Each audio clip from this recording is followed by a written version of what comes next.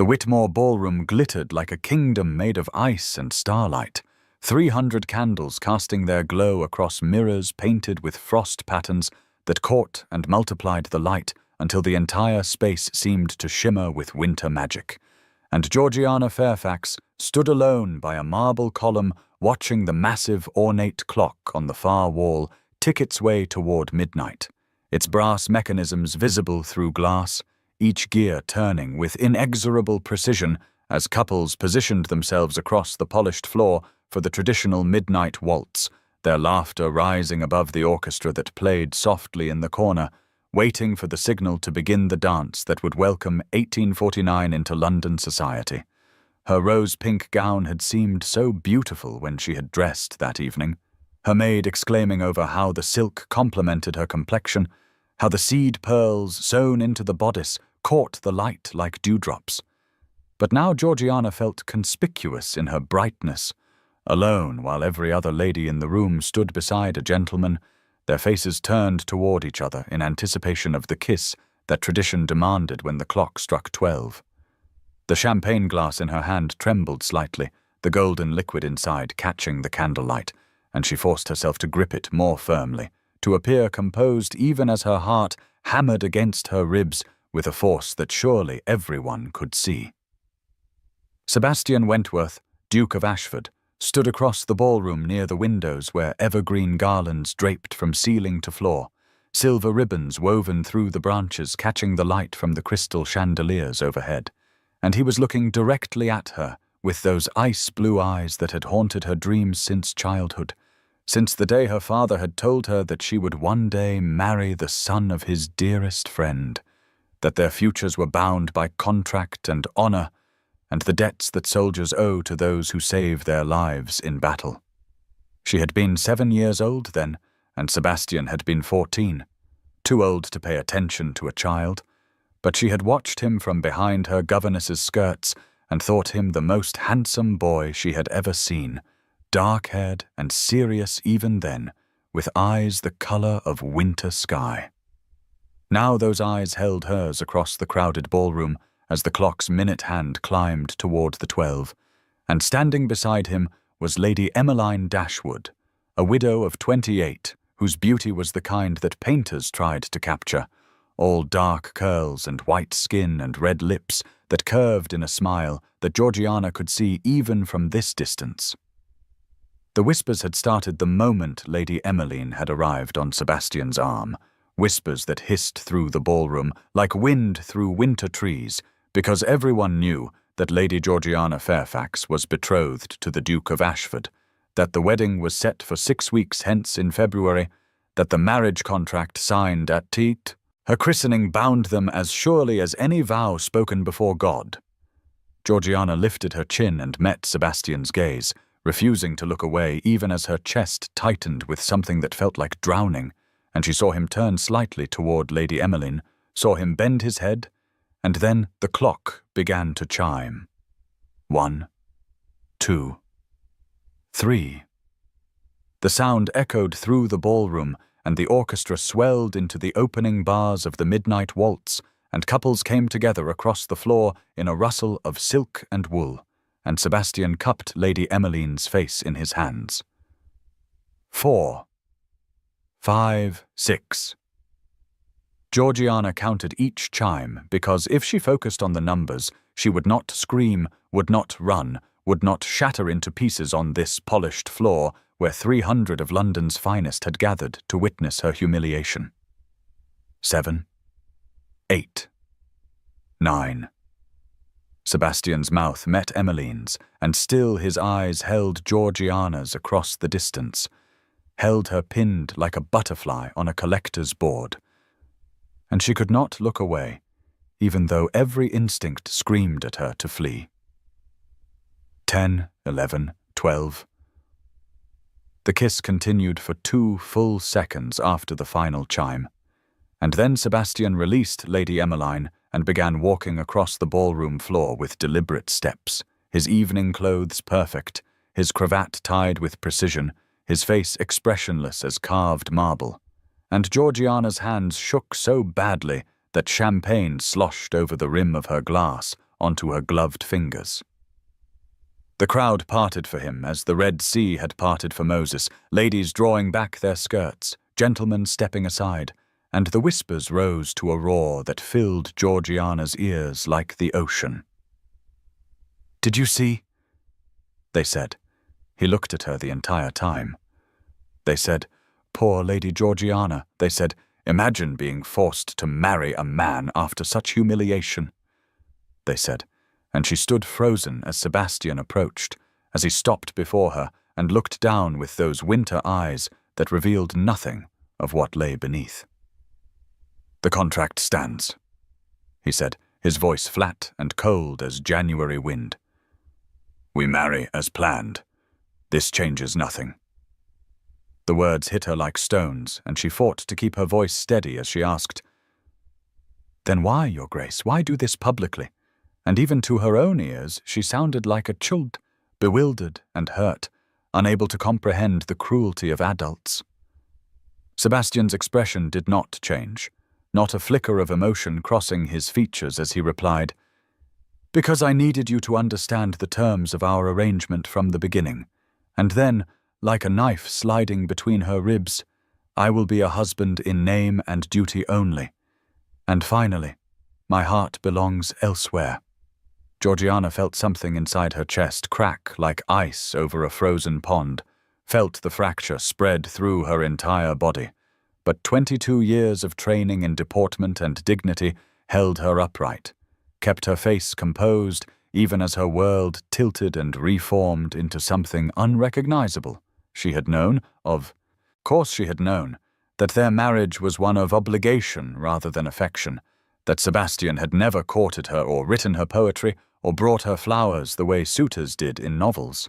But she had hoped, oh how foolishly she had hoped, that perhaps in time they might find some measure of regard for one another, some foundation upon which to build a life.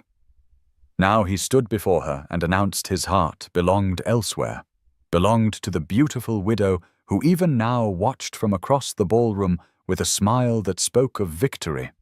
And Georgiana understood with perfect clarity that her future would be a desert of loneliness dressed in silk and jewels. The music continued, couples whirling past in the waltz, their faces blurred by motion and by the tears Georgiana refused to let fall, and she realized that she and Sebastian stood utterly still in the center of all that movement, an island of misery in a sea of celebration.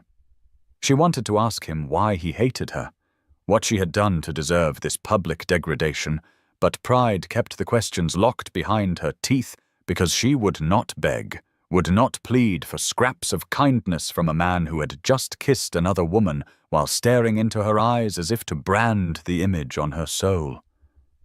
Instead, she said, in a voice that trembled only slightly, "I understand perfectly, Your Grace." And then, because she could not bear to stand there another moment beneath his arctic gaze, "I find I am unwell. Please excuse me."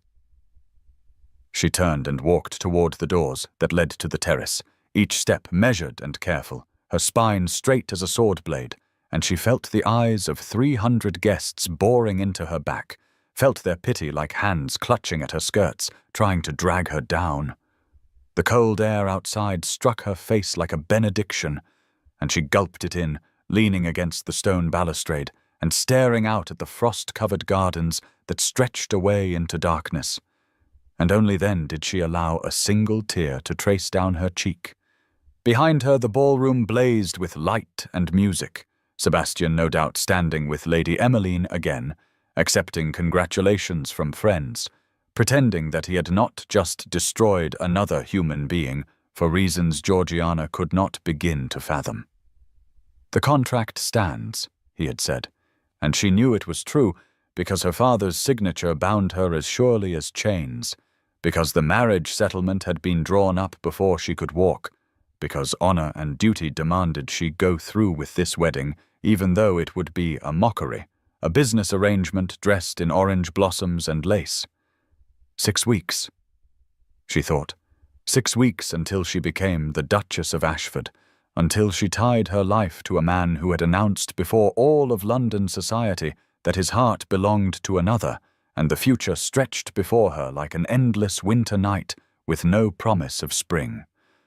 Ashford House loomed against the grey January sky like something from a Gothic novel, all dark stone and narrow windows and chimneys that rose like accusing fingers toward the clouds, and Georgiana stood in the entrance hall with her trunks piled around her and wondered if she had descended into some circle of hell that Dante had neglected to mention. The Dowager Duchess of Ashford, Sebastian's grandmother, had appeared at the Fairfax townhouse 3 weeks after the disastrous ball with a pronouncement that brooked no argument. The betrothed couple would live under the same roof until the wedding, so that Georgiana could learn the ways of the household and her future duties as Duchess. And besides, the Dowager had added with a sharp look that reminded Georgiana of a hawk eyeing prey, "My grandson needs watching to ensure he commits no further stupidity before the ceremony."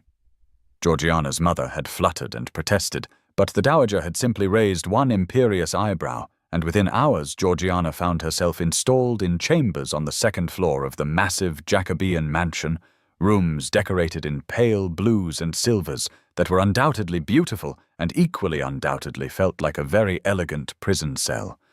The bed was draped in silk, the escritoire inlaid with mother-of-pearl, the windows hung with damask that probably cost more than most families earned in a year. But what drew Georgiana's attention with horrible fascination was the door set into the wall opposite her bed, a door of dark carved oak with a brass handle that would not turn when she tried it, locked from the other side, and she knew without being told that beyond that door lay Sebastian's chambers. The Dowager had patted her hand that first evening and said, "My grandson is a fool, child, but he is not cruel by nature. Something broke in him. I suspect you might be the one to mend it if you are brave enough." And then she had swept out, leaving Georgiana alone to contemplate a future in which she would sleep every night with only a locked door between herself and a man who had publicly humiliated her while declaring his heart belonged to another woman. The first week passed in a haze of terror and careful avoidance, Georgiana learning the labyrinthine corridors of Ashford House the way a prisoner might map the walls of her cell, discovering the ballroom shrouded in holland covers, the conservatory where plants grew in wild profusion, the music room with its pianoforte gathering dust, and finally, tucked into a tower on the 3rd floor, the library. It was a circular room lined floor to ceiling with books, their leather spines gleaming in the firelight that always seemed to burn there, even when no one was present, and tall windows looked out over gardens, now covered in snow, the bare branches of trees etching black patterns against the white ground.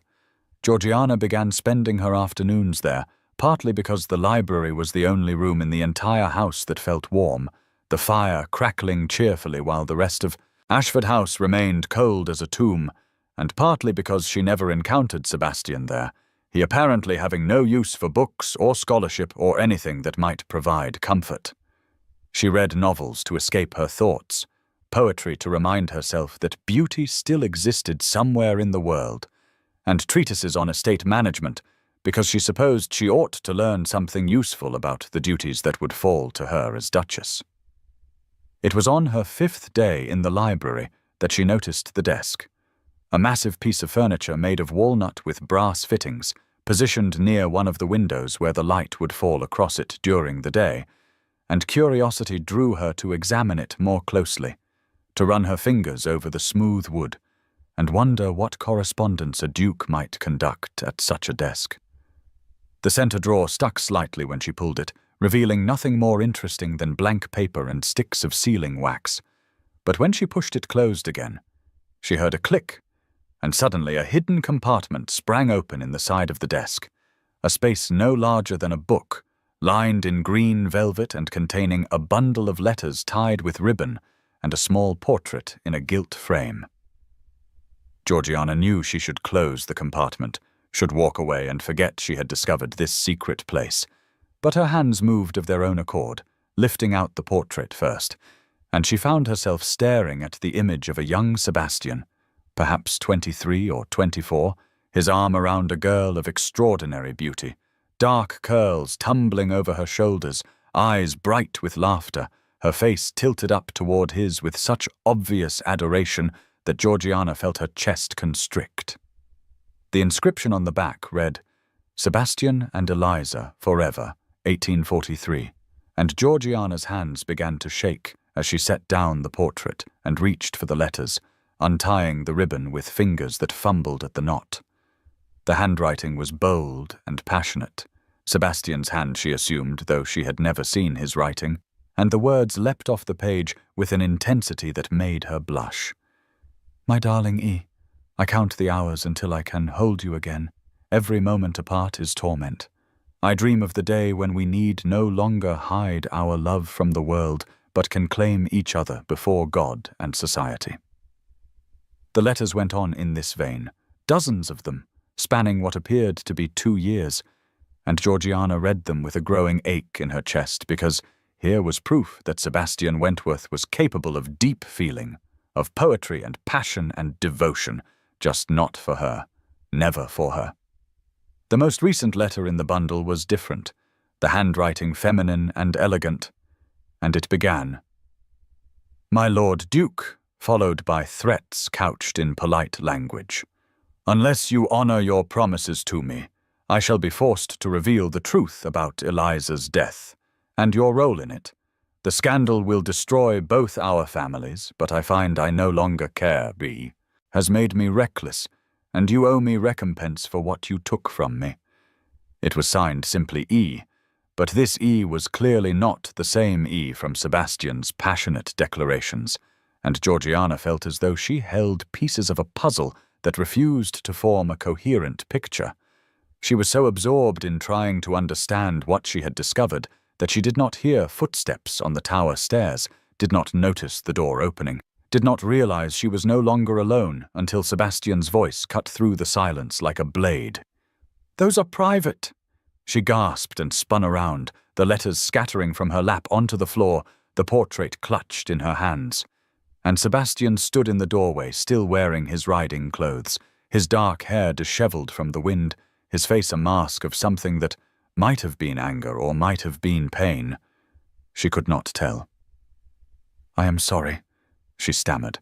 "I did not mean to pry. The compartment opened by accident, and I should not have read them. I know I should not." But Sebastian was already moving across the room with long strides, and she braced herself for his fury, for accusations and demands that she leave his house immediately. Instead, he stopped before the drinks cabinet built into the bookshelves, pulled out a bottle of whiskey and 2 glasses, poured generous measures into both, and held one out to her. His hand was perfectly steady, but Georgiana saw something flicker in his eyes, some crack in the ice, and she took the glass with trembling fingers, her heart hammering so hard she felt dizzy. Sebastian drained half his whiskey in one swallow, then looked at the portrait she still held, and said in a voice rough as gravel, "She was beautiful, was she not?" It was not a question, but Georgiana answered anyway, her voice gentle. "You must have loved her very much." Sebastian laughed, but there was no humor in the sound, only bitterness that seemed to fill the entire circular room, echoing off the books and the windows and the portraits of stern Wentworth ancestors that hung between the shelves. "Love is a weapon, Lady Georgiana," he said. "It destroys everything it touches." The firelight cast shadows across his face, making him look older than his 29 years, and Georgiana found herself asking, "Then why kiss Lady Emmeline, if love is so dangerous?" Sebastian finished his whiskey and poured another, his movements controlled but his jaw tight, and when he finally spoke, his words came slowly as though dragged from some deep place he usually kept locked. "Because some debts can never be repaid," he said. "Eliza died because of me. Emmeline's hatred is deserved." Georgiana set down her own glass, the whiskey untouched because she needed all her faculties for this conversation, and she heard herself say with a conviction that surprised her, "Illness is not your fault. Your grace. Surely you know that." Sebastian turned to look at her fully, for what felt like the first time since she had arrived at Ashford House. Really, look at her, and she saw surprise cross his features. "You would defend me?" he asked, "after what I did to you?" Georgiana met his gaze and said quietly, "I am trying to understand you. There is a difference." Something shifted in the air between them, some subtle change in the quality of the silence, and Sebastian moved to one of the leather chairs by the fire, gesturing for her to take the other. Snow fell softly outside the windows, the flakes catching the firelight as they drifted past, and Georgiana settled into the chair with the portrait still in her hands, waiting. Sebastian stared into the flames and began to speak, his voice low and halting at first, then gaining strength as the words came faster. "Eliza was Emmeline's younger sister," he said, 4 years her junior, and she was everything light and joy and beauty, and I loved her from the moment I first saw her at a country assembly when I was 23 and she was 18. We courted in secret because her parents had already arranged a match for her with an elderly earl who could pay off their debts, and I was promised to you by contract though you were just a child, and we thought ourselves so clever, meeting in hidden corners of gardens, exchanging letters through bribed servants, planning an elopement that would free us both from our obligations." He paused to drink more whiskey, and Georgiana saw his hands shake slightly as he lowered the glass. "6 years ago," he continued, "we arranged to meet at midnight in the Folly on her father's estate. We were going to run away that very night to Gretna Green. But when I arrived, Eliza was distraught, crying, saying she could not do it, could not bear to bring scandal on her family. And I—" He stopped, drew a breath that sounded painful. "I told her she was right, that we should wait, find another way, and she looked at me as though I had betrayed her, said I did not love her enough to risk everything. And then she ran out into a rainstorm that had blown up suddenly, ran without her cloak or bonnet, and by the time I caught up with her she had collapsed in the mud, soaked through and shivering." Sebastian's voice had gone flat, emotionless, as though he were reciting facts about someone else's life. "I carried her back to the house," he said, "but the damage was done. Within 2 days the fever took hold, and within a week she was dead. And with her last breath she cursed me for my cowardice, told me I had killed her as surely as if I had put a knife in her heart."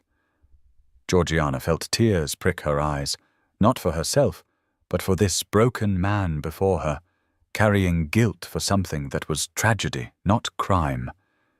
And she asked softly, "And Lady Emmeline?" Sebastian's laugh was bitter again. "Emmeline had encouraged the elopement," he said, "had helped arrange our meetings, had promised to cover for Eliza's absences, and when her sister died she needed someone to blame, I suppose, needed to believe it was my fault rather than simple misfortune, and so she has held it over me ever since, threatening to reveal the elopement scheme, which would indeed ruin both our families, the Dashwoods for allowing such behavior, and the Wentworths for attempting to break a marriage contract. The midnight kiss was her price for continued silence, a public humiliation to match my private guilt." Georgiana set the portrait carefully on the small table between their chairs and leaned forward, her eyes searching Sebastian's face. "That is why you were so cruel," she said, "not a question, but a realization. You were trying to protect your family's honor even at the cost of my feelings." Sebastian met her gaze, and for the first time she saw real emotion in those ice-blue eyes, regret and shame, and something that might have been hope. "I thought if I made the terms clear from the beginning," he said quietly, "if I ensured you understood I could offer nothing but a name and fortune, you might find a way to build some measure of contentment in the spaces I could not fill." But then he looked away, his jaw working. "I see now that I only inflicted needless pain, and for that, I am sorry." The apology hung in the air between them, fragile as the snowflakes still falling outside, and Georgiana felt something loosen in her chest, some tight knot of anger and hurt beginning to unravel, because here at last was honesty, here was the truth beneath the cruelty, and while it did not erase what he had done, it gave her something she had not expected to find: understanding. They sat in silence for a long moment, the fire crackling, the snow falling, and finally Georgiana said, "Tell me about her. About Eliza, what she loved, what made her laugh." And Sebastian looked at her with such surprise that she added, "If I am to live in the shadow of her memory, I should like to know who she was." So Sebastian talked, haltingly at first, and then with more ease, describing a girl who loved wildflowers and poetry, who could make anyone laugh with her impressions of stuffy dowagers, who dreamed of traveling to Italy and learning to paint, and Georgiana listened and asked questions. And slowly, so slowly, she began to see Sebastian transform from the cold duke who had kissed another woman while staring into her eyes into a man capable of grief and love and terrible guilt. A man who perhaps, given time and patience and understanding, might learn to live again instead of merely existing in penance for a tragedy that was never truly his fault. And now's the time to stop and subscribe to our channel. Every subscriber brings us closer to 1,000, which helps us keep these stories alive and coming your way. If you enjoyed this video, don't forget to like it and drop a comment telling us where you're watching from. It's always amazing to see how far these tales travel across the world. Now let's continue. The greenhouse stood at the far end of the formal gardens, like a palace made entirely of glass and light, its panels catching the weak February sun and transforming it into something magical. And Georgiana discovered it quite by accident on her 10th morning at Ashford House, when she followed a gravel path that wound through bare rose bushes and skeletal trees to find this unexpected Eden where summer lived perpetually, despite the frost outside. She stood at the entrance for a long moment, her breath forming clouds in the cold air, and through the glass she could see Sebastian moving among rows of orchids, his coat discarded, his shirt sleeves rolled to his elbows, his dark hair falling across his forehead as he bent to examine a particular bloom, and he looked so different from the rigid duke she had come to know that she almost did not recognize him. The warmth hit her like a wall when she pushed open the door, humid air thick with the scent of earth and growing things, and exotic flowers bloomed in riotous profusion, purples and pinks and whites and yellows arranged in careful rows that created a living gallery of color. Sebastian looked up at the sound of the door and froze, trowel in one hand, surprise clear on his face, and Georgiana felt like an intruder in this private sanctuary, felt she should apologize and retreat, but instead she heard herself say, "I did not know you were a gardener." He set down the trowel carefully and straightened, brushing soil from his hands, and after a pause that stretched too long, he replied, "I built this place 6 years ago." And then, as though the words were dragged from him, for Eliza she loved flowers. Georgiana nodded, understanding flooding through her, and she said quietly, "May I stay, or would you prefer solitude?" And Sebastian looked at her with an expression she could not quite read before gesturing to the rows of orchids and saying, "You are welcome here." So began a pattern that shaped the 4 weeks before the wedding, Georgiana rising early each morning to join Sebastian in the greenhouse, at first sitting silently on a bench near the door while he worked, content to watch his hands gentle among the delicate blooms, and gradually, as days passed, venturing closer to ask questions about the plants, their care, their origins. He answered her questions with a patience she had not expected, explaining that orchids were difficult to cultivate, temperamental and particular, requiring exact conditions of light and water and temperature, but when they bloomed the effort was worthwhile. She began to talk as well, tentatively at first, about the book she was reading or some absurd rule of society that made no sense when examined logically, and to her surprise Sebastian sometimes smiled, small quirks of his mouth that transformed his face entirely, made him look younger and less burdened. One morning she asked about the estate accounts, and he spent an hour explaining the complexities of managing tenant farms and investments, treating her questions with seriousness rather than the condescension she had expected. And she realized with a start that she enjoyed these conversations, enjoyed the way his mind worked, logical and thorough, enjoyed the rare moments when he forgot to maintain his careful distance and simply talked to her as he might to a friend. The greenhouse became a world separate from Ashford House, with its cold corridors and stern portraits, a warm pocket of life in the midst of winter. And Georgiana found herself counting the hours until morning when she could escape to this glass sanctuary, where Sebastian was not the Duke who had humiliated her, but simply a man who loved growing things and who, perhaps, was learning not to flinch when she came near. 3 weeks before the wedding, she arrived to find him standing motionless before a particular orchid. Pale pink petals with purple centers, the bloom perfectly formed and heartbreakingly lovely, and she knew before he spoke what he would say. "Her favorite," Sebastian said quietly, his voice rough with emotion, and Georgiana stayed silent, letting him have this moment of grief. Then he did something that shocked her into stillness. He reached out and cut the bloom with careful precision, cradled it in his palm as though it were made of spun glass, and turned to where she stood, watching. He crossed to her with slow steps, his eyes on her face, searching for something, and when he reached her, he lifted the orchid and pinned it carefully to her cloak, his fingers brushing her collarbone through the fabric, the touch brief but burning. "Eliza saw beauty in everything," he said, his hands still near her throat, adjusting the bloom so it sat perfectly against the dark green wool. "I think she would have seen it in you immediately." Georgiana felt her breath catch, felt heat rise in her cheeks, and she touched the orchid with reverent fingers, understanding the significance of this gift, this offering of something precious. "You honor me with the comparison," she said softly, "though I doubt I deserve it." Sebastian's hands dropped away, but he did not step back, and she could see flecks of gold in his ice-blue eyes this close, could see the way his jaw tightened as he said, "You are stronger than she was. Strength is its own kind of beauty."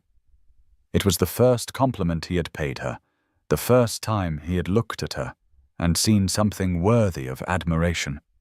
And Georgiana felt something flutter in her chest, something fragile and new that she was afraid to examine too closely.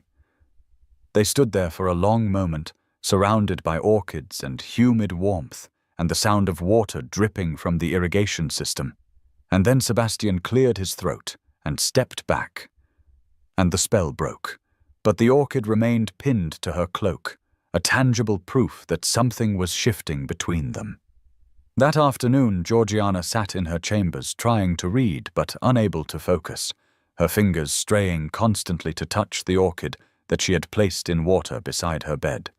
And she was so absorbed in her thoughts that she did not hear the commotion downstairs until her maid burst in announcing that Lady Emmeline Dashwood had arrived and was demanding to see the Duke. Georgiana's first instinct was to remain hidden, to let Sebastian handle his former love's sister without witness. But then she thought of his face in the greenhouse that morning, the way he had looked at her when he pinned the orchid to her cloak, and she found herself moving toward the stairs with her heart pounding. She reached the formal drawing room to find Sebastian standing rigid before the fireplace, while Lady Emmeline paced the floor, her beautiful face twisted with anger, and neither of them noticed Georgiana in the doorway, as Emmeline said in a voice sharp as broken glass, "You cannot simply dismiss me after all I have sacrificed, after all you owe to Eliza's memory." Sebastian's voice was low and controlled, but Georgiana could hear the strain beneath. "I did what you asked.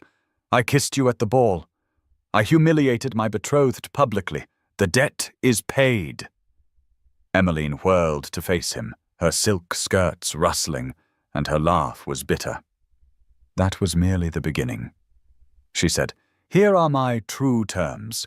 You will install me as your mistress after the marriage, provide me a household on the estate, a generous allowance, access to society as your companion.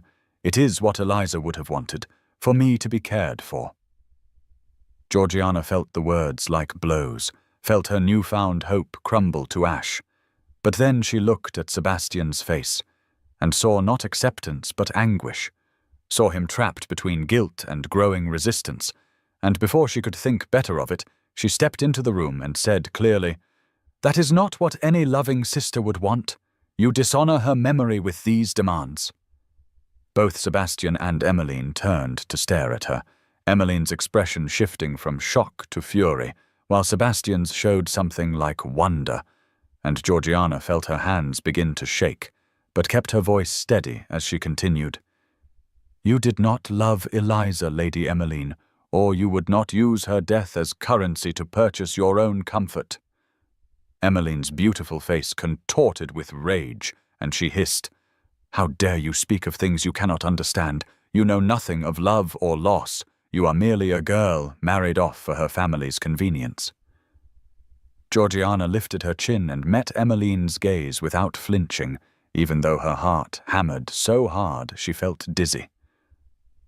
"I know that love does not demand endless payment for tragedy," she said. "I know that a sister who truly cared for Eliza's happiness would want the man she loved to find peace, not remain chained to guilt forever. And I know that your demands have nothing to do with honoring the dead and everything to do with your own greed." The silence that followed was absolute, broken only by the ticking of the ornate clock on the mantel. And then Sebastian spoke, his voice clear and firm in a way Georgiana had never heard before. "No," he said, and the single word seemed to fill the entire room. Emmeline turned to him, her eyes wide with disbelief. "What did you say?" she demanded. Sebastian moved away from the fireplace, came to stand beside Georgiana, not touching her but close enough that she could feel the warmth radiating from his body. "I said no," he repeated. "The debt is paid, Lady Emmeline. I gave you the public humiliation you demanded. I have carried guilt for 6 years over a tragedy that was no one's fault. But I will not give you this. I will not dishonor my marriage before it has even begun. I will not install you as my mistress, and I will not allow you to continue using Eliza's memory as a weapon. You will leave Ashford House immediately, and you will not return." Emmeline's face went white, then red, her hands clenched into fists at her sides, and she spat. "You will regret this. I will tell everyone about the elopement. I will ruin you and your precious bride both." Sebastian's expression did not change, but his voice dropped to something cold and dangerous. "If you do," he said quietly, "I will make it known that you encouraged and facilitated your sister's secret meetings, that you helped plan an elopement that would have brought scandal on your family, and I will reveal that Eliza's illness began the night she met me, because you told her our appointment was at the Folly, when in fact I had written to say we should meet at the house. Safe from the weather, you changed the location, and she went to the wrong place, and waited in the rain for an hour before I found her." Emmeline's face drained of all color, and she took a step back. "That is a lie," she whispered, but her voice shook, and Georgiana knew with sudden certainty that it was not a lie at all, that this was the truth Sebastian had carried alone, that Emmeline's guilt was even greater than his own. "Leave," Sebastian said, his voice implacable, "and never approach me or my wife again. If you do, I will destroy you without hesitation." Emmeline looked between them, her beautiful face ugly now with rage and fear, and then she turned and fled, her footsteps echoing in the marble hall, and moments later they heard the sound of her carriage departing at speed. Georgiana realized she was trembling, her breath coming too fast, and Sebastian turned to her with an expression of such raw emotion that she could not look away. "You defended me," he said, his voice wondering. "Why?" Georgiana met his eyes and said, "Because what she asked was wrong," and then, hesitating, "Because you are not the villain you believe yourself to be." Sebastian reached out slowly, giving her time to retreat, and when she did not move, he took her hand in both of his touch warm and solid. "I have been cruel to you," he said quietly. "I have hurt you and humiliated you and treated you as though you were merely an obligation, but you have shown me nothing but compassion and understanding, and today you stood beside me when you had every right to let Emmeline's demands destroy what little peace I have found. I do not deserve your kindness, Georgiana, but I find I am grateful for it beyond measure." Georgiana felt tears prick her eyes, because this was Sebastian without armor, without the ice that usually encased him, and she tightened her fingers around his and said, "We neither of us chose this marriage, but perhaps we can choose what we make of it." Sebastian lifted her hand to his lips and pressed a kiss to her knuckles, the gesture courtly but his eyes intense, and he said, "I would like that very much." They stood there in the formal drawing room with its cold elegance and watching portraits, but Georgiana thought of the greenhouse with its warmth and life and growing things, thought of the orchid he had pinned to her cloak that morning, and she understood that they had crossed some invisible threshold, that the man before her was no longer merely the Duke who had kissed another woman while staring into her eyes, but someone who might, given time and patience, become something more. The Ashford family chapel stood on a hill overlooking the estate, a small stone building with stained glass windows that caught the setting sun and transformed it into rivers of color, gold and ruby and sapphire streaming across the ancient floor, and Georgiana walked down the short aisle with her hand on her brother's arm, feeling as though she moved through a dream. There were only 20 guests gathered in the wooden pews, family and close friends rather than the hundreds who would have attended a grand society wedding, and she was grateful for the intimacy, grateful that this ceremony would be witnessed by people who wished them well rather than by gossips eager to dissect every expression and gesture. Her gown was ivory silk that whispered against the stone floor, and she had gasped when the dressmaker first showed it to her because the bodice and sleeves were covered in delicate embroidery of orchids, pale pink and purple blooms so lifelike she half expected them to release their scent, and her maid had told her that the Duke himself had requested the design, had spent an hour with the seamstress describing exactly what he wanted. Now, as she approached the altar where Sebastian waited, she touched one of the embroidered flowers and felt her heart swell, because this was proof that he had been thinking of her, planning this detail, wanting her to wear something beautiful on their wedding day. Sebastian stood straight and solemn in his dark coat and ivory waistcoat, his cravat tied with precision. But when he turned to watch her approach, something shifted in his expression, some softening around his eyes that made him look younger, less burdened, and Georgiana felt tears prick her eyes because she had not expected tenderness from him, had steeled herself for cold formality. The ceremony passed in a blur of words spoken by the elderly vicar who had christened Sebastian and his father before him, the familiar phrases of the marriage service taking on new weight when applied to her own life, and then came the vows, the moment when everything would become irrevocable. The vicar turned to Sebastian and asked, "Wilt thou have this woman to thy wedded wife, to live together after God's ordinance in the holy estate of matrimony? Wilt thou love her, comfort her, honor and keep her in sickness and in health, and forsaking all other keep thee only unto her, so long as ye both shall live?" Georgiana held her breath, waiting for Sebastian to recite the words as mere formality, but instead he looked directly into her eyes, held her gaze with an intensity that made the rest of the chapel fade away, and said, "I will," with such conviction that she felt the words in her chest like a physical touch. His ice-blue eyes were warm in the colored light from the windows, and she saw something there that might have been promise, or might have been plea. And when her own turn came to speak, the vows, her voice shook only slightly, as she pledged herself to this man who had hurt her, and then shown her unexpected depths of feeling. The vicar pronounced them man and wife.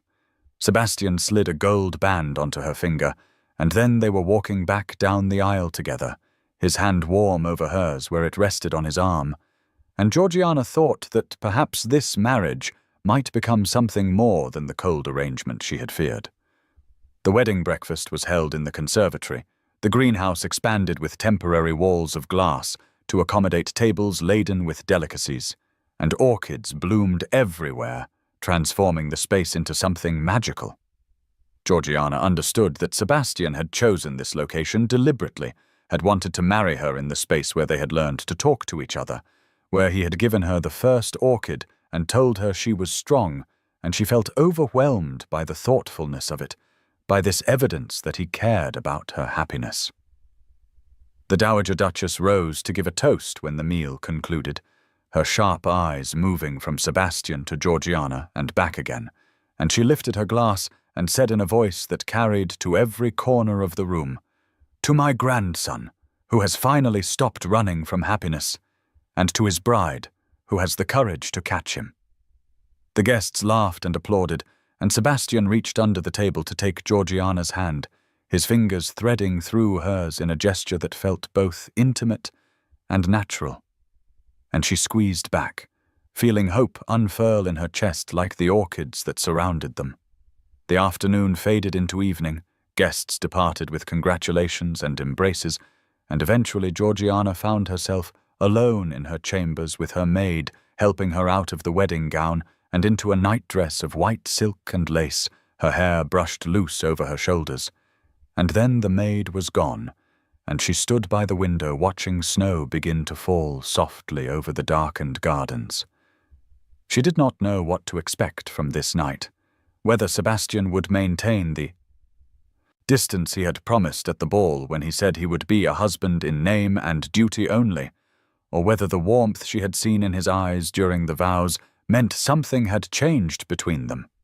Her heart hammered against her ribs as she moved to sit on the edge of the bed, her hands folded in her lap to keep them from trembling, and she stared at the locked door that connected her chamber to Sebastian's, that barrier that had stood between them since she arrived at Ashford House. Minutes passed, or perhaps hours. Time seemed to have lost all meaning, and then she heard movement from Sebastian's room, footsteps crossing the floor, and her breath caught in her throat. The sound of the lock clicking open was loud in the silence, a metallic snap that seemed to echo through both rooms, and then the door swung inward, and Sebastian stood in the doorway still wearing his wedding clothes, though he had removed his coat and loosened his cravat, and in his hand he held a single orchid, pale pink with purple centers, Eliza's favorite, and Georgiana understood the significance of the gesture, understood that he was offering her this piece of his past as a way of moving forward into their future. "May I come in, Georgiana?" he said quietly, his voice rough with emotion. "Not because duty demands it, but because I want to, because I find I cannot bear the thought of spending another night alone when you are so close."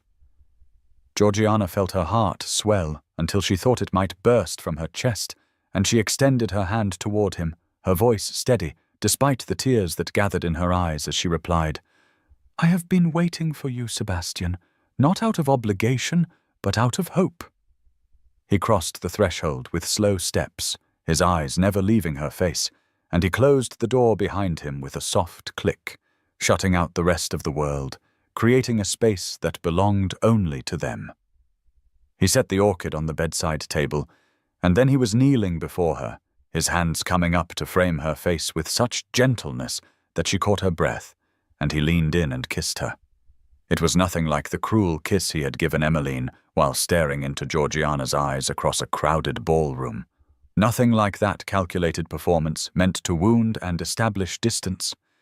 Instead, this kiss was tender and careful, as though she were something precious that might break if handled roughly, and she felt herself melting into it, her hands coming up to grip his shoulders as he deepened the kiss with a quiet sound that might have been relief or surrender. "I am sorry," he whispered against her lips, his forehead resting against hers, "for the ball, for the coldness, for making you doubt your worth even for a moment. You are extraordinary, Georgiana, and I was a fool not to see it immediately." She kissed him again in answer because words felt inadequate, and then his hands were in her hair and hers were pushing his waistcoat from his shoulders, and they moved, together toward the bed with a hunger that surprised them both. He was gentle with her, patient through her nervousness, his hands and mouth learning her body with reverent attention, whispering endearments against her skin that made her blush and arch into his touch. And when he finally made her his wife, in truth, the brief pain was swallowed by pleasure and by the profound intimacy of being joined with another person, of looking into Sebastian's eyes and seeing not ice but warmth, not distance but presence. And she understood that this was what marriage could be when built on growing affection rather than cold obligation. Afterward they lay tangled together in the sheets, the firelight casting shadows across their skin, and Sebastian traced patterns on her shoulder with one finger, his expression distant in a way that made Georgiana's chest tighten with concern. She turned in his arms to face him fully, and asked softly, "What are you thinking?" He was quiet for so long she thought he might not answer, but then he drew a shuddering breath and said, "I have never told anyone the complete truth about the night Eliza died. Emmeline knows some of it, and has used what she knows to manipulate me, but there are things I have kept locked away because the shame was too great to voice." Georgiana took his hand and pressed it to her heart, letting him feel the steady beat beneath his palm, and she said, "Tell me, Sebastian, let me help you carry it." So he told her, his voice breaking at times, how Eliza had begged him to run away that night because her family was forcing her to marry an elderly earl who would pay their debts, how the rainstorm meeting was supposed to be their elopement, how he had arrived at the Folly to find her wild with desperation.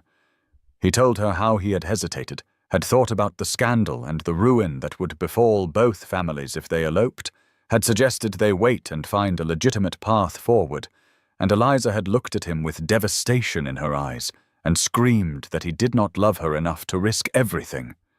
She ran into the storm, Sebastian said, his voice barely a whisper. And I chased her, but she was so fast, and the rain was so heavy I could barely see. And when I finally found her, she had collapsed in the mud near the river, soaked through and shivering, and I carried her home, but the damage was done. The fever took hold within days, and she died cursing me, telling me I had killed her with my cowardice, that if I had truly loved her, I would have chosen her over propriety. Georgiana felt tears slide down her cheeks, and she held Sebastian tighter as his body shook with silent sobs, this proud man finally letting himself grieve for the girl he had loved and lost. "What you could not have known," Sebastian continued when he could speak again, "is that Emmeline had orchestrated the entire elopement plot. She encouraged Eliza to pursue me, even though we were both promised elsewhere. She helped us arrange secret meetings, and I learned later that she had hoped the scandal of an elopement would rid her of the sister who overshadowed her in beauty and charm. Eliza was always their father's favorite, and Emmeline resented it. When Eliza died, Emmeline needed to deflect her own guilt, so she blamed me. And I let her because I thought I deserved the blame. Thought if I had just been braver or more decisive, Eliza would still be alive." Georgiana stroked his hair, his face, letting her touch speak comfort when words seemed insufficient, and she said gently, "Eliza died of illness, Sebastian, not of heartbreak or cowardice or any fault of yours. She made a choice to run into a storm, and tragedy followed, but that does not make you responsible for it." Sebastian lifted his head to look at her, his eyes red from tears, and he said, "I have carried that guilt for 6 years, have punished myself and you by extension, but you have shown me, Georgiana, that perhaps I deserve a second chance at happiness, if you will grant me one." Georgiana cupped his face in her hands and said fiercely, "Then let it end tonight. Let us both choose life. Choose hope. Choose each other. No more ghosts. Sebastian, only us." He kissed her again, deep and passionate, and she felt the last barriers between them crumble, felt him give himself to her fully, without the armor of guilt or the weight of the past. And when they made love again, it was slower, deeper, a claiming and a surrender all at once. Later, as they lay drowsing in the firelight, Sebastian's arms wrapped around her, and the orchid scent filling the room, Georgiana looked at the door standing open between their chambers, that door that had been locked for so long, and she understood that it symbolized more than just physical access. It represented Sebastian's willingness to let her into the locked rooms of his heart, to share the burden of his grief and the hope of his future. "How did I deserve you?" he murmured against her hair. "After everything I have done." Georgiana smiled and turned to press a kiss to his jaw and replied, "Perhaps we both deserved a second chance. The question is, what will we do with it?" Sebastian tightened his arms around her and said, "I will love you, Georgiana. I will spend every day of our life together showing you that you made the right choice in defending me, in believing I could be more than the broken man who hurt you." She settled against his chest, listening to his heartbeat steady beneath her ear, and outside the snow continued to fall, blanketing the world in white, covering the old scars with new promise, and she thought that perhaps their marriage, which had begun with such cruelty and pain, might transform into something beautiful after all, something worth the waiting and the hurt, something that would bloom like the orchids Sebastian tended with such care in their glass sanctuary. The pamphlet appeared in every fashionable drawing room in London within a single day. Its pages passed from hand to hand with the kind of gleeful horror that society reserved for truly spectacular scandals, and when Sebastian brought it to Georgiana in the greenhouse, where she sat reading among the orchids, his face was ashen, and his hands shook as he held out the cheaply printed pages. "The True Story of the Ashford Scandal," the title proclaimed in lurid letters, and beneath it a detailed account of Sebastian's relationship with Eliza that twisted every fact into something sordid, claiming he had seduced an innocent girl with promises of marriage, abandoned her when she became inconvenient, and then murdered her to silence her demands, forcing Lady Georgiana Fairfax into marriage to provide himself with respectable cover and deflect suspicion. The words were poison dressed as truth, details accurate enough to convince readers, but framed to suggest the worst possible interpretations, and Georgiana felt her chest tighten as she read, because she understood immediately that this was Emmeline's revenge, that the woman who had lost her battle for Sebastian's guilt and patronage had decided to destroy him publicly if she could not control him privately. Sebastian paced the length of the greenhouse like a caged animal, his hands clenching and unclenching at his sides, and he said in a voice tight with fury and despair, "I will not have you touched by this filth. Georgiana, you should return to your family. Let me face this alone. Society will eventually tire of the scandal and move on to fresh meat, but there is no reason you should suffer for my past."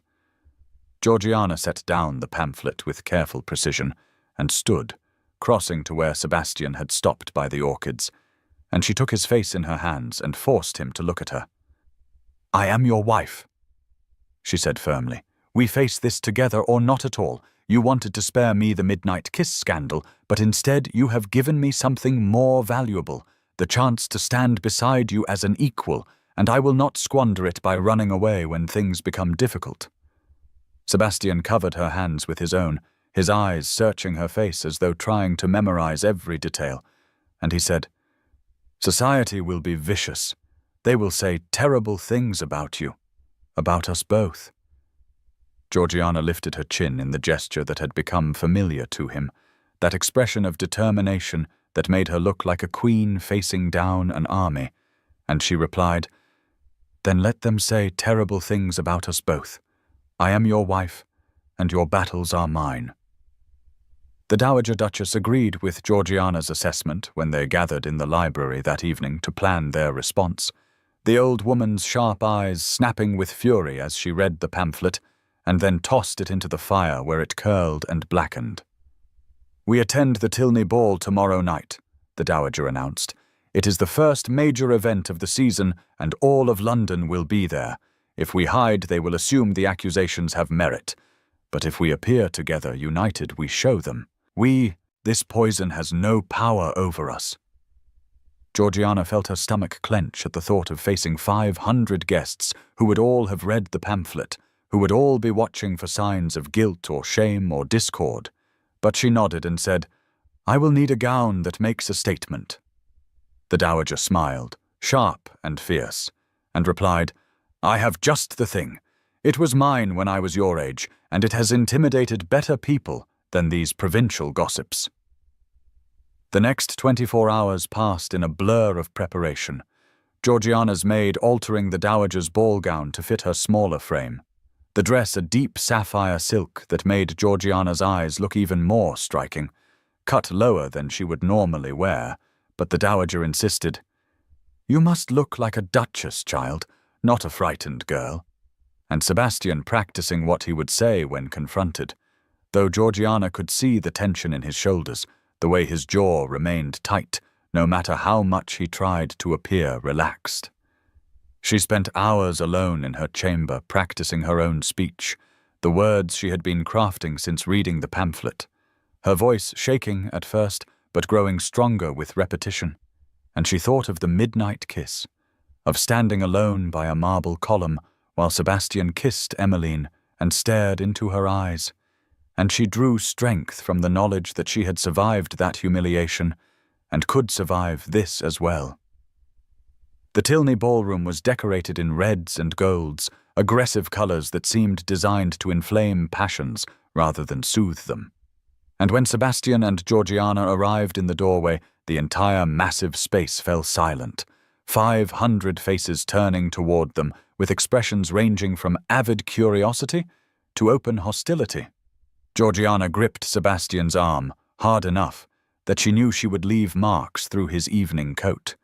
But she kept her face composed, serene even, as they descended the shallow steps into the ballroom, and the crowd parted before them like the Red Sea before Moses, guests stepping back to create a corridor of judgment through which they must walk. The whispers started immediately, hissing through the space like wind through dead leaves. "Did you read the pamphlet?"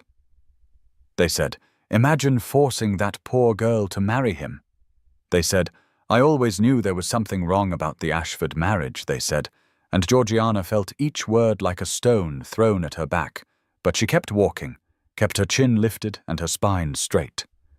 Sebastian's hand covered hers on his arm, warm and steady, and she felt him vibrating with tension, his protective instincts warring with his knowledge that any outburst would only feed the scandal. They reached the center of the ballroom, that vast expanse of polished floor where couples would soon dance, and Georgiana knew this was the moment, knew that if she waited any longer, her courage would fail, and so she released Sebastian's arm and walked away from him toward the orchestra dais at the far end of the room.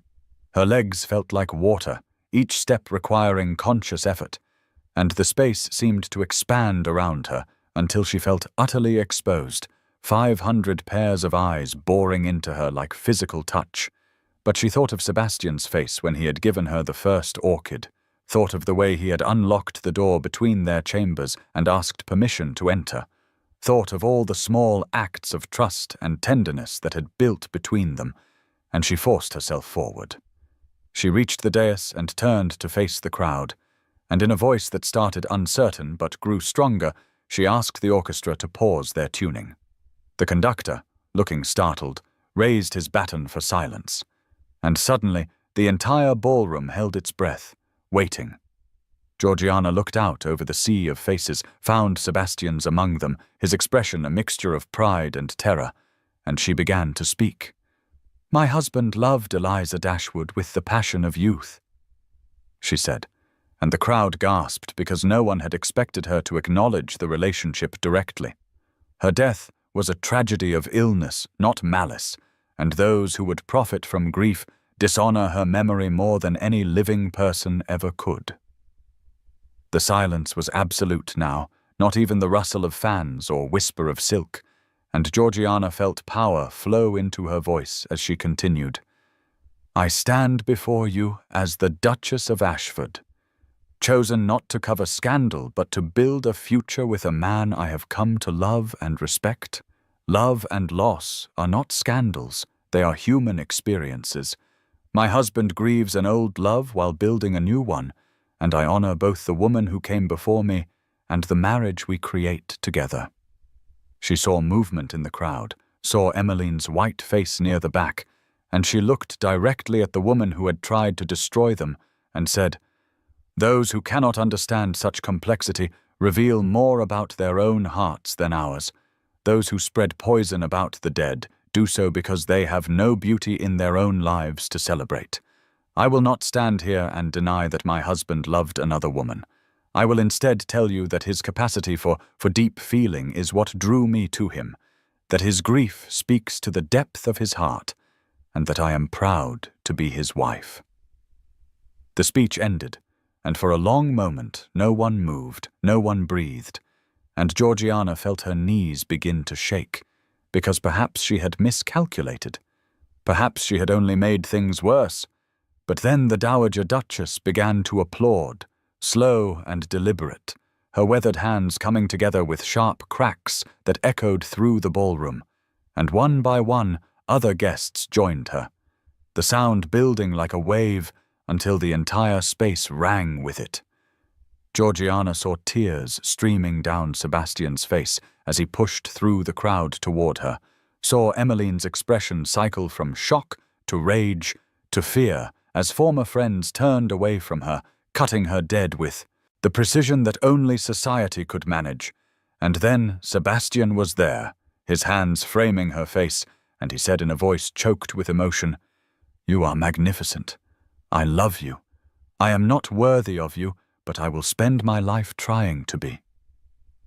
The orchestra, sensing their cue, began to play, and Sebastian led Georgiana onto the floor for a waltz, and she realized with a start that it was midnight, the same hour when he had kissed Emmeline while staring into her eyes. But now he held her in his arms and looked at her with such love that she felt breathless with the beauty of it. "You are my wife," he whispered as they turned in time to the music. "My partner, my equal, my love. When I kissed Lady Emmeline while looking at you, I was trying to push you away, to prove I was incapable of love. But tonight you have shown me I was wrong. I am capable of love because I love you desperately." Georgiana smiled up at him, tears blurring her vision, but her heart so full she thought it might burst. And she replied, "Then show me, Sebastian, not with words or grand gestures, but with a lifetime." Other couples joined them on the floor, the ballroom transforming from hostile arena to celebration, and Georgiana caught glimpses of Emmeline fleeing through the crowd, her beautiful face ugly with defeat. But she felt no triumph, only relief that this chapter was finally closed. The Dowager Duchess watched from the sidelines with satisfaction, and later she would tell Georgiana that she had never been more proud of anyone in her entire life, that the speech had been perfectly calibrated to acknowledge truth while reframing it in terms society could accept, that Georgiana had taken what could have been their destruction and turned it into their victory.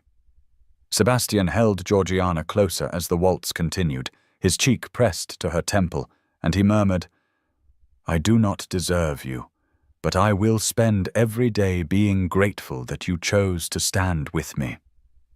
She turned her head to press a kiss to his jaw and said, "We chose each other. That is what marriage means, not the contract our fathers signed, but the daily decision to remain together through scandal and joy and everything between." The music swelled, and other guests watched them with expressions no longer hostile, but approving, even moved.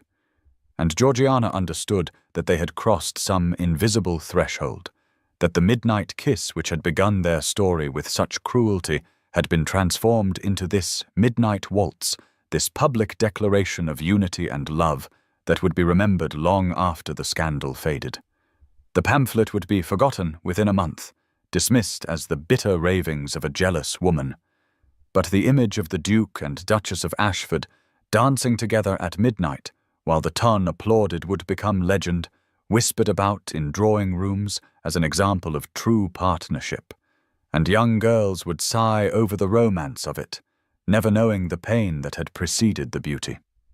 When the waltz ended, Sebastian bowed over Georgiana's hand with courtly precision, then led her from the floor through guests who smiled and nodded approval, and they collected the dowager and departed into the winter night, snow beginning to fall as their carriage carried them back to Ashford House. In the privacy of the carriage, Sebastian pulled Georgiana into his arms and kissed her with desperate intensity, his hands in her hair and his body shaking. And when he finally released her, he said, "I was prepared to face them alone, to let their hatred wash over me as I have been doing for 6 years. But you stood beside me and defended me and transformed everything. How did you find such courage?" Georgiana settled against his chest, listening to his heart race beneath her ear, and she said honestly, "I found it in you, in the way you have shown me that people can change, that past mistakes do not define future happiness. You gave me the greenhouse and the orchids and the locked door opening. You gave me yourself, and that was worth fighting for." The dowager smiled from her seat opposite them and said, "You two are nauseatingly romantic, but I suppose that is preferable to the alternative. Now kindly remember I am present and keep your displays of affection to socially acceptable levels." They laughed, the tension of the evening finally breaking, and Georgiana thought that this was what family felt like, this warmth and acceptance and willingness to stand together against the world, and she was grateful beyond measure that the midnight kiss which had seemed like the end of all hope had instead been the beginning of everything she had never known to want. Spring arrived at Ashford House like a benediction, the gardens that had been frozen and barren through the winter suddenly erupting with colour, daffodils pushing through the last patches of snow and trees unfurling tender green leaves that caught the sunlight and seemed to glow from within. And Georgiana stood in the greenhouse surrounded by orchids in full bloom, purples and pinks and whites and yellows creating a living tapestry of beauty, and pressed her hand to her still flat stomach, while trying to find the courage to tell Sebastian the news she had confirmed with the physician that morning. She had been married for 3 months, 3 months of happiness so profound it sometimes frightened her, because surely nothing so perfect could last. Surely fate would find a way to snatch this joy away, as it had snatched Eliza from Sebastian all those years ago. And now she carried within her body the evidence of their love, a child who would be born in the autumn when the leaves turned gold and the air grew crisp. Sebastian arrived as he did every morning, shedding his coat and rolling up his shirt sleeves to tend the orchids that had become as essential to him as breathing, and he smiled when he saw her, that open, unguarded expression that still made her heart stutter because she remembered too well the frozen duke who had kissed another woman while staring into her eyes and announced his heart belonged elsewhere. "Good morning," he said, crossing to kiss her with a tenderness that never failed to make her feel cherished. And then, noticing something in her expression, "What is it? Has something happened?" Georgiana took his hand and placed it on her stomach, her own hand covering his, and she said simply, "I am with child, Sebastian. We are going to have a baby." The words seemed to hang in the air between them, suspended in the humid warmth of the greenhouse, and she watched emotions chase across his face, shock giving way to wonder, giving way to pure, incandescent joy. And then tears were streaming down his cheeks, and he was dropping to his knees before her, his hands spread across her belly, his forehead pressed to the fabric of her dress. "A child," he said, his voice breaking. "Our child." And then, "Georgiana, I never thought, after everything, I do not deserve this happiness." She stroked his hair, dark silk under her fingers, and said gently, "Perhaps none of us deserve happiness, Sebastian, but we can choose to accept it when it arrives. And this child is not a burden or an obligation, but a gift, a promise of the future we are building together." Sebastian looked up at her with his face wet with tears and something like fear in his eyes, and he said, "What if something goes wrong? What if I lose you the way I lost Eliza? I could not survive it." Georgiana knelt beside him on the greenhouse floor, the scent of earth and orchids surrounding them, and she took his face in her hands and said firmly, "You will not lose me.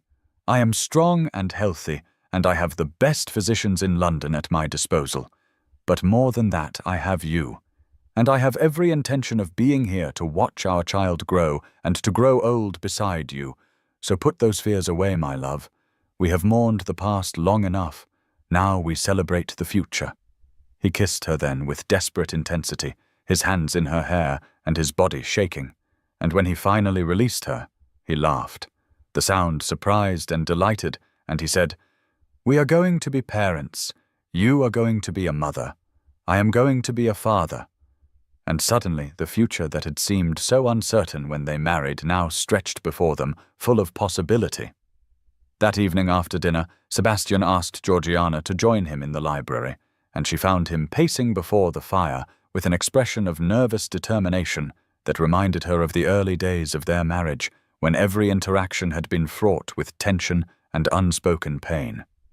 He stopped when she entered and took her hands in his, and he said without preamble, "Will you marry me again?" Georgiana blinked, confused, and replied, "We are already married, Sebastian.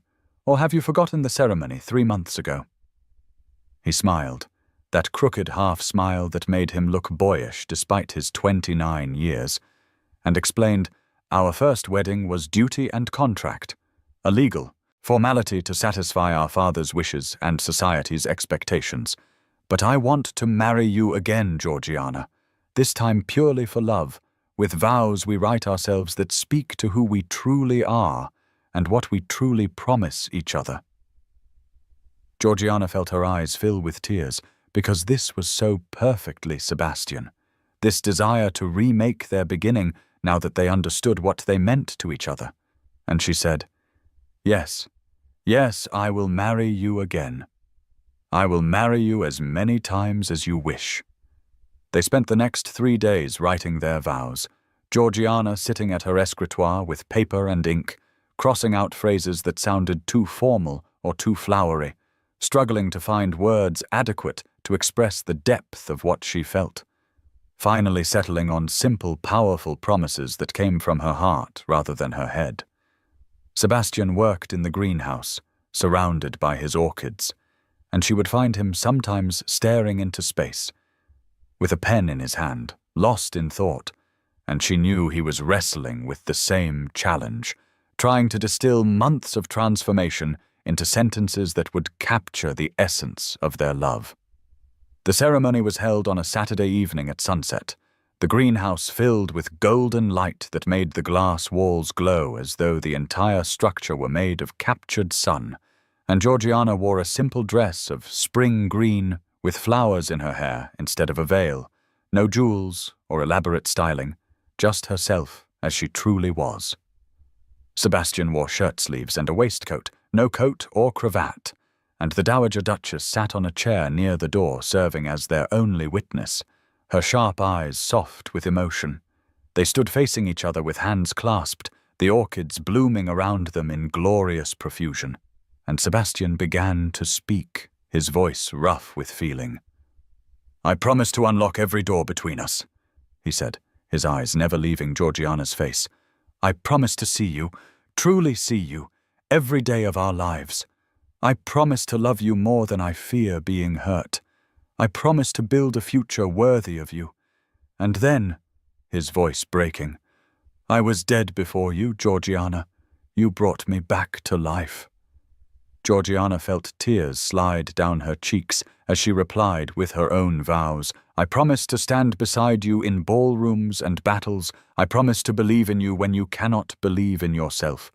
I promise to tend our love as carefully as you tend these orchids, with patience and attention and faith in what will bloom." And then, squeezing his hands, "We brought each other to life, Sebastian. That is what love does." The Dowager Duchess murmured, "About time," when they kissed, and Georgiana laughed against Sebastian's mouth, tasting salt from their mingled tears.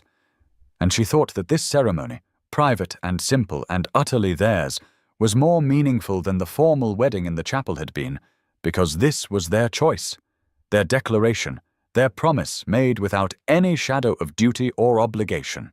After the ceremony, Sebastian led Georgiana to a workbench, where he had prepared a pot of rich soil, and beside it sat a small orchid, its roots carefully wrapped, a hybrid variety he explained that he had been cultivating for months, crossing 2 different species to create something entirely new. "We will plant it together," he said, "and name it for you, for the grace you have shown me, and the future we are building." And so they knelt side by side on the greenhouse floor, their hands clasped around the pot as they settled the orchid into the soil, and Sebastian christened it Georgiana's Grace. And Georgiana thought of their child growing within her, another new creation born of their union, and she understood that they were planting more than flowers. They were planting hope and continuity, and the promise that love could bloom even after the harshest winter. The days that followed were golden, Georgiana's pregnancy progressing without complication, Sebastian becoming increasingly protective and tender, the dowager pronouncing herself thoroughly satisfied with the state of affairs and already planning the nursery. Spring deepened into early summer, the gardens exploding with roses and lavender, and one evening Georgiana found Sebastian in the greenhouse at an unusual hour, nearly midnight, standing among the orchids with a thoughtful expression. She joined him, slipping her hand into his, and he pulled her close, wrapping his arms around her from behind, his hands resting on the gentle swell of her belly that was just beginning to show. "Do you forgive me?" he asked quietly, "for that night, for the kiss, for everything I did to hurt you?" Georgiana turned in his arms to face him, and she saw in his eyes that he needed to hear this, needed the absolution she had already given him 100 times in actions, if not words. "There is nothing to forgive," she said, looking up at him with all the love she felt blazing in her expression. "That night brought me to you. I would relive it 1,000 times if it meant ending here in your arms."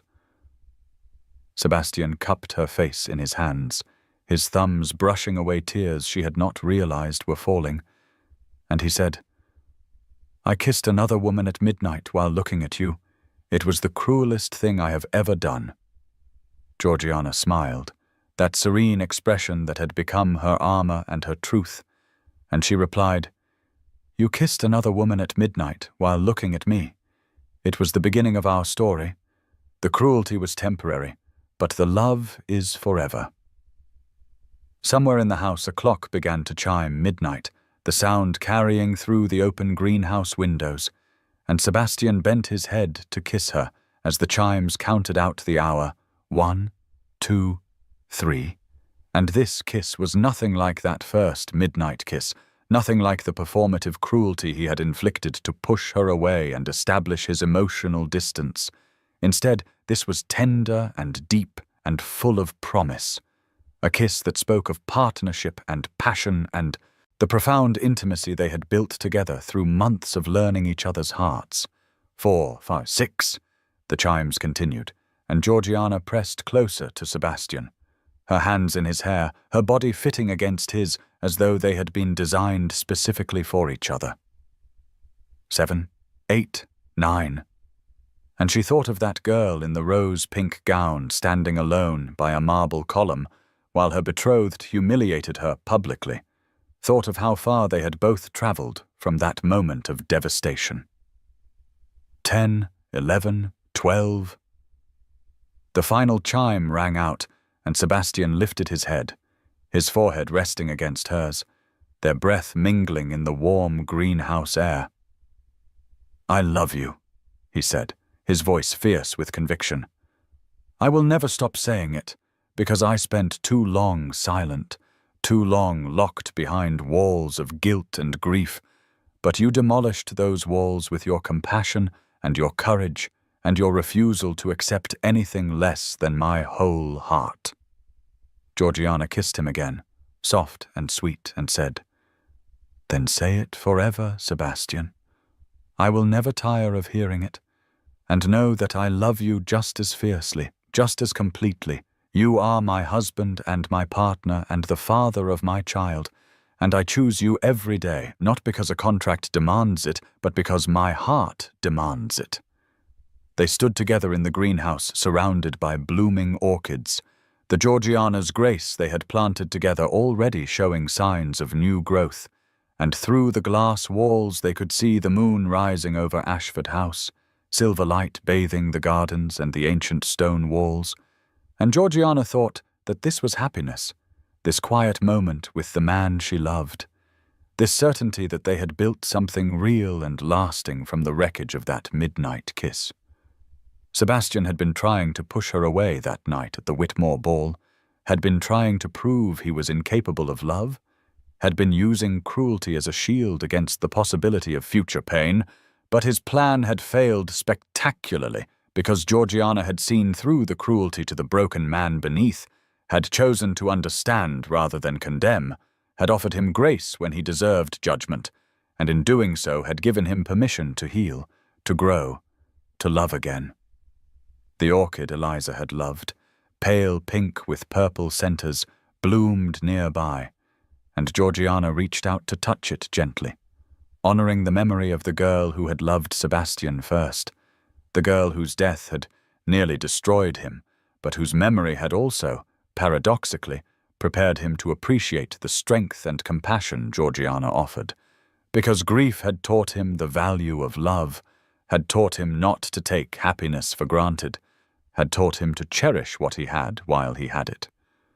"We should go inside," Sebastian said reluctantly. "You need your rest. The physician said you should not overtire yourself." Georgiana laughed and stood on her toes to kiss his jaw and replied, "I am pregnant, Sebastian, not made of spun glass. But yes, let us go to bed." And they walked hand in hand from the greenhouse to the house, through corridors no longer cold but warm with the evidence of their shared life, portraits and flowers and books they had read together. And when they reached their chambers, the door between their rooms stood open as it had since their wedding night, that symbolic barrier permanently removed.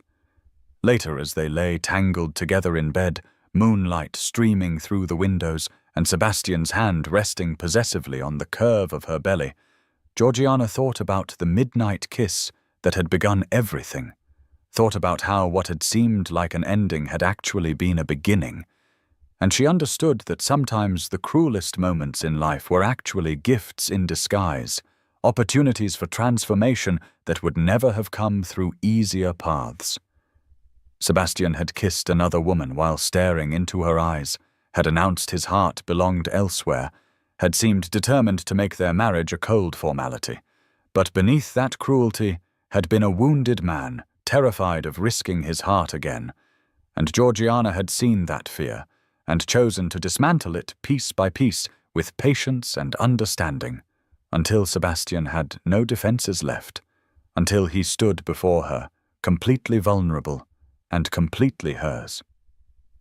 The child within her stirred, a flutter like butterfly wings, and Georgiana pressed Sebastian's hand more firmly to her stomach so he could feel it too, and his sharp intake of breath told her he had. "Our child," he whispered with wonder, "our future." She turned to look at him in the moonlight, his features softened by shadow and by love, and she said, "Our child, our future, our choice." And that is the difference, Sebastian. We choose this. We choose each other. We choose love over fear and hope over grief, and that choice transforms everything. He kissed her temple, her cheek, her lips, murmuring endearments and promises between each kiss, and Georgiana closed her eyes and let herself drift into sleep, surrounded by warmth and safety, and the bone-deep certainty that she was loved, that she was cherished, that the midnight kiss which had seemed to destroy her future had instead given her everything she had never known to want, a partner who saw her truly, a love that had been tested and proven, and a happiness that would bloom like orchids in the greenhouse, beautiful and resilient and entirely theirs.